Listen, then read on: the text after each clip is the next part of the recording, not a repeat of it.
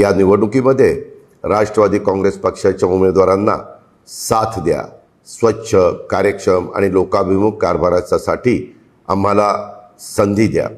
तुमच्या विश्वासाला कधी तडा जाऊ देणार नाही. विकास कामांच्यासाठी निधी कमी. नमस्कार. शेतकऱ्यांसाठी अत्यंत महत्त्वाच्या ठळक बातम्या. नागपूर जिल्ह्यामध्ये लाडकी बहीण योजनेच्या ई-केवायसीत गोंधळ. जिल्ह्यातील 1,04,751 महिला अडचणीत. अहिल्यानगर जिल्ह्यातील कोपरगाव तालुक्यात केळी उत्पादनाकडे शेतकऱ्यांचा कल.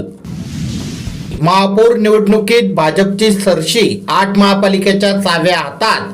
पिंपरी चिंचवड, नागपूर, सोलापूर, जळगाव, धुळे, कोल्हापूर, अमरावती आणि छत्रपती संभाजीनगरचा समावेश.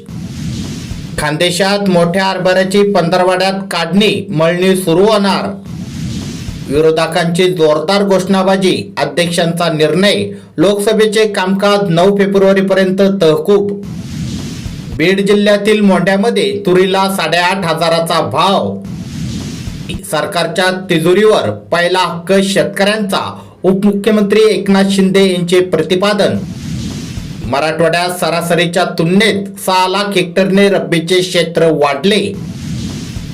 मोठा निर्णय. केंद्र सरकारने गावाच्या साठ्यावरील मर्यादा हटवली. भारताची वाटचाल विकासाच्या दिशेने. नरेंद्र मोदी यांची माहिती. DAP खताच्या किमती वाढणार. शेतकऱ्याची चिंता वाढण्याची शक्यता. झडपी पंचायत समिती निवडणूक मतदानासाठी कामगारांना भरपगारी सुट्टी जाहीर. नांदेड जिल्ह्यात सोयाबीनची शासकीय खरेदी मंदावली. कोकणात उन्हाचा चटका. राज्यात तापमानाचा पारा 30 पार.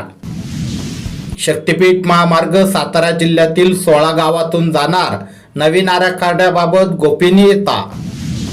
शिक्षण मंत्री दादा भुसे यांच्या सूचना. नाशिक जिल्ह्यात पाणंद रस्ते योजना प्रभावीपणे राबवा. अशाच प्रकारच्या शेतीविषयक महत्त्वाच्या ठळक बातम्या दररोज तुमच्या मोबाईलवर बघण्यासाठी खाली दिलेले सबस्क्राईब बटन दाबून बेल आयकॉन नक्की दाबा.